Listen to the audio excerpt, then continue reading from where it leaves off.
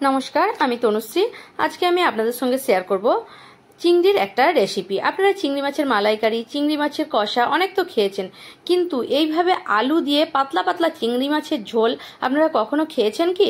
যদি আপনারা না খেয়ে থাকেন তাহলে একবার এভাবে বানিয়ে দেখুন, খুব সুন্দর লাগবে গরম ভাতের সঙ্গে। এই গরমের দিনে পাতলা পাতলা আলু দিয়ে চিংড়ি মাছের ঝোল আজকে আমার রেসিপি।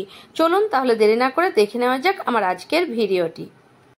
এই রেসিপিটা বানানোর জন্য আমি 500 গ্রাম চিংড়ি মাছ নিয়ে নিয়েছি, ধুয়ে পরিষ্কার করে ভালোভাবে নিয়ে নিয়েছি। এখানে হাফ চামচ লবণ আমি আর হাফ চামচ হলুদ ভালোভাবে মাখিয়ে নিচ্ছি। লবণ আর হলুদটাকে ভালোভাবে চিংড়ি মাছের মধ্যে মাখিয়ে নিচ্ছি। এবারে একটা ফ্রাই প্যান গরম করতে দিয়ে দিয়েছি গ্যাসে, আর এখানে সর্ষের তেল আমি দিয়ে দিচ্ছি 2 চামচ পরিমাণে। আর তারপর তেলগুলো গরম হলে চিংড়ি মাছগুলো আমি একসঙ্গেই দিয়ে দিচ্ছি, আর হাই ফ্লেমে রেখেছি। হাই ফ্লেমে রেখেই আমি চিংড়ি মাছগুলোকে ভেজে নিয়েছি, হালকাভাবে ভেজে নিয়েছি, খুব বেশি ভাজার দরকার নেই। তারপর মাছগুলোকে আমি একটা বাটির মধ্যে নামিয়ে নিচ্ছি। তারপর ফ্রাই প্যান আবার ধুয়ে পরিষ্কার করে গরম করে নিয়েছি। 2 চামচ সর্ষের তেল আবারও আমি দিয়ে দিলাম, হাফ চামচ লবণ তেলের মধ্যে দিয়ে দিলাম।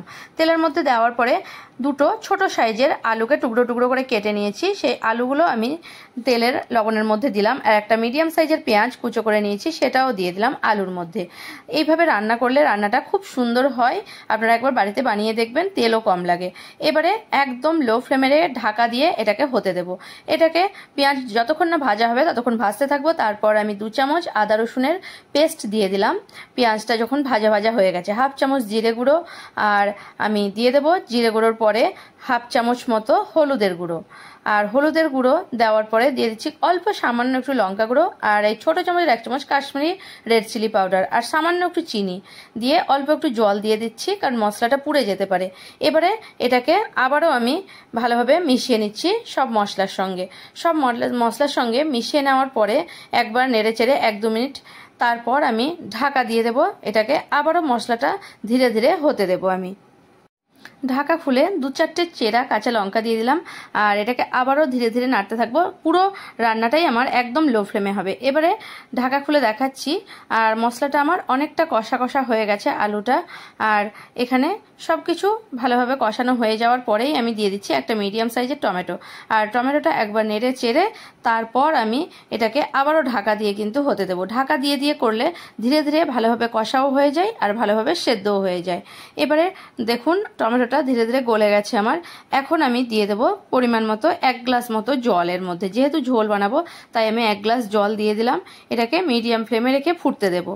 আর একটু ফুটে উঠলে তারপর আমি চিংড়ি মাছগুলো এর মধ্যে দিয়ে দেব। একটু ফুটতে দেব আমি, মানে একটু মিডিয়াম ফ্লেমে রেখে।